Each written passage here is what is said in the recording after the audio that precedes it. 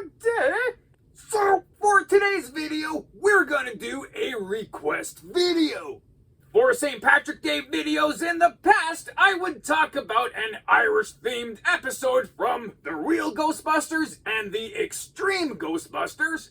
And with that, Nicholas Tosani 707 has requested that I complete the Ghost Irish trifecta and talk about the Filmation Ghostbusters Irish-themed episode. And that is exactly what I'm going to do. So, alright, let's go Ghostbusters! Yeah! So, we start off at Haunt Quarters, where the ghoulish ghosts are having a howling contest, led by Fibface. Holy crap, eh? Like, how bored do you have to be to have a howling contest? Nonetheless, the crazy noise gets to Prime Evil. And worse yet, the noise gets an idea into the ghost robot's brain. What if, instead of having a screaming contest, what if he summons a wailing Banshee from the past, sets it on Earth so she can create massive thunderstorms and destroy all of Earth's telecommunication systems? And especially those cursed ghost bunglers. But, I'm pretty sure that's not what Banshees do. In fact, I'm quite sure of it. But regardless, let's just kick back and see what happens. Meanwhile, at Ghost Command, Ghostbuster of the Future, Futura, gives present-day Ghostbusters, Jake, Eddie, and Tracy, a call from the world of tomorrow. She lets the current Ghostbusters know that for some crazy reason, there is a whole bunch of temporal activity happening. Some ghost thing from 13th century Ireland has transported to Prime Evil's Haunt Quarters, and quickly that anomaly jumped to present day of 1986. Good golly, that thing's gonna be difficult for the Ghostbusters to find. Or, wait, what? The thing appeared right above their house? What are the odds of that?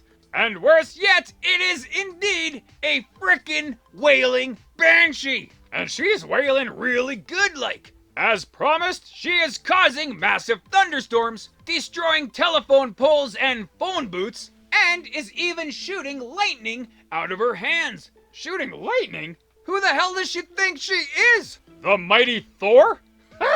So Futura, figuring that the boys are gonna have their hands full, travels back to our present to help the boys out. With her research, she found that the only way to stop a Banshee is to get a leprechaun from the same time period of that Banshee, so the leprechaun can banish that Banshee. Huh, the same time period? Like, what does a time signature have to do with magic? Also, crazy idea, I'm just gonna throw it out there, just for funsies.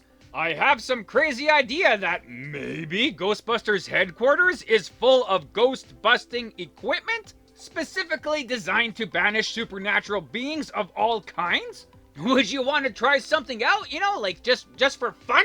Just to see? No? Okay, I guess time travel it is. So the Ghostbusters change into their uniforms in that really crazy, weird space ghost dimension thing that's in their house? I still, to this day, do not understand this uniform changing room. Like, oh my god, is it a portal to another world? What the hell? Regardless, the quartet hop into Ghost Buggy, and he travels them back to 13th century Ireland. Unfortunately, Prime Evil figures out what the Ghost Bunglers' plan is. So he dresses Fibface as a leprechaun and sends him back to the past to intercept the Ghostbusters and to completely confuse them. Which, somehow, I don't know how, like it actually works for a little bit, but not for too long because Futura can see through this BS charade and gets the team out of there, where they go chasing rainbows to get a real leprechaun. To which, indeed, they do find the end of a rainbow, they do find a pot of gold, and they do find a leprechaun named Kelby. But Kelby, reasonably, does not trust the Ghostbusters. They're just after his gold. Everyone's always just after his gold. And why wouldn't they be, right? It's a frickin' pot of gold. He even traps them in a rainbow cage, which they can't get out of because a rainbow is made of light, which you can just walk through. Huh. But Tracy does have a mirror, so he uses that to disrupt the light, and they break free, to which they come to an accord with Kelby. They're not after the gold, they need him to banish that frickin' Banshee in New York City. To which they do! They all travel back to present day 1986, and Kelby makes the team believe in rainbows. You know, those things that clearly exist and everybody has seen, but regardless, with enough belief in rainbow power, he uses his rainbow arrows to shoot the Banshee and explode the thing real good! Banshee meat is flying everywhere! And well, I guess we'll never see that wailing Banshee ever again, so the day is saved! Hooray! Tracy drives Kelby back to 13th century Ireland, and the rest of the team just hangs out on the driveway. I guess just shooting the breeze or something, you know? But either way, it's all good. And with that, that is the end of this, ghoulish tale. So, yeah, hey, like, that's pretty much a total classic Filmation Ghostbuster episode. Futura getting bored in the future, so she's gotta help us out back in the present of, I guess, our past now, in some good old ghost-busting fashion. Which, as we've pointed out, is nothing like good old-fashioned ghost-busting action because they haven't used any ghost-busting equipment. Like, wouldn't you even try? You know, it's just kind of like instinct, you know, really to use equipment against ghosts. But I guess, you know, if you can get out of the rain and go to sunny Ireland in the 13th century, yeah, you know, why not? I'm pretty sure if any of us actually had a time-traveling machine, we would probably use it all the time as well. But you can't really use a time machine all the time because you would screw up, you know, like, the timeline. Or you would make a new alternate timeline and live in that instead, or, you know, man, time travel is confusing. But for this episode, they have the concept of just one timeline. So really, once they got the leprechaun, you could have traveled back to the future at the exact point that the Banshee first appeared, saving you millions of dollars on telecommunication repairs. But nay. But still, you know, as I say, a pretty decent episode.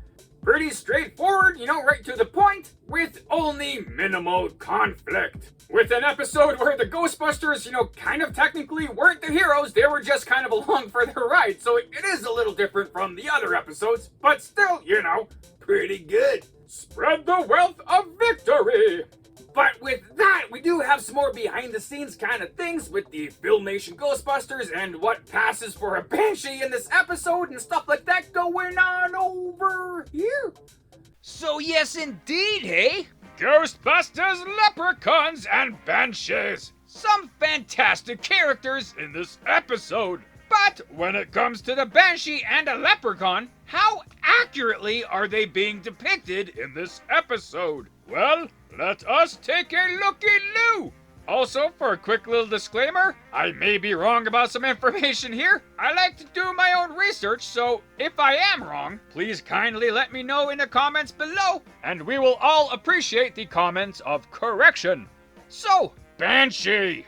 So, in the old Ireland, a Banshee is a spirit of a woman who is mourning the death-to-be of a family member. Her mourning is usually quite vocally loud, which can be in the form of screaming, or yelling, or wailing, or very loud uncontrollable sobbing, or shrieking, or even in some cases, keening, which is a traditional form of vocal lament for the dead. To put it in basic terms, you know, basically singing songs about the dead, but in the old Gaelic way and traditions. Also, for the depiction of a Banshee, in some accounts, she is quite unnaturally tall. In other accounts, she is quite short. Sometimes she's an older woman, sometimes she's a younger woman. Sometimes she's brushing her hair, sometimes she's not.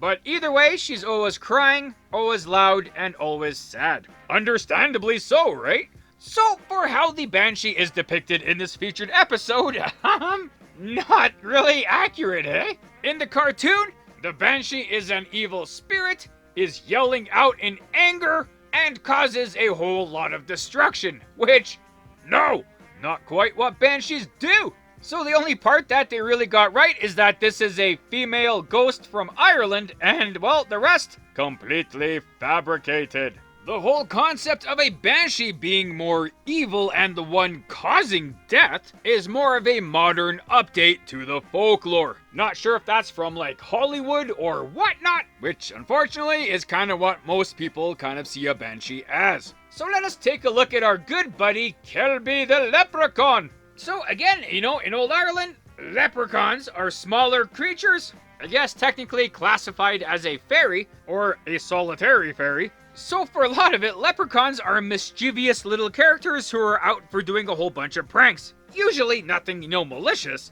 They just like to have a laugh at other people's expense. And some good old fun. So it is said that leprechauns have found a whole bunch of buried gold from some old wartime battles that people either lost or forgot about, and they took this gold for themselves, which were usually buried in some kind of a crock pot. They wanted to make sure that nobody else found their pot of gold, so they buried it at the end of a rainbow. Because, you know, you can only really see a rainbow from a distance, which makes it difficult to pinpoint where the exact end of a rainbow is. So the odds of you finding the end of the rainbow to find the pot of gold is pretty low. Those crafty, mischievous little guys. So when we see leprechauns, they're usually wearing green from like head to toe, right? But a lot of the earlier depictions of a leprechaun, they actually wore red. A red jacket and red pants, sometimes green pants, different types of hats for different descriptions. But since the color green is like the national color of Ireland and the leprechauns are very Irish, well, of course, they're gonna just be wearing green, and that's how we see them nowadays. So for the depiction of Kelby, you know, not too far off, I guess. He's got his pot of gold. He likes laughing at the Ghostbusters, and even though he's a little mischievous, in the end, you know, he's a pretty good guy. But those are some of the basic skinnies on a Banshee and a Leprechaun, and it's usually pretty cool to see them. But that's pretty much all I got for this one, I guess, eh? So, with this, that, those, and the other things, I guess that's it. Also, if you're interested, I created my own comic book channel, 215 Comics. And currently, I have created my own cartoon series, The Adventures of the Density. And recently started a radio series featuring my newest character, Elastoma, with more titles to come. So if you want to check it out, I'll leave a link up top here to that channel and some links at the end of the video. Yeah! Right on, and there you go. So thanks for watching the video. I hope you liked it as much as I did making it. Also, feel free to check out the source material that I featured in this video. And if you want to leave a comment on anything you may have liked or things I might have missed in this, you know, feel free to do so. Or anything else, you know, just to say hi. That's cool too. And other than that, you know, have a great day. Thanks.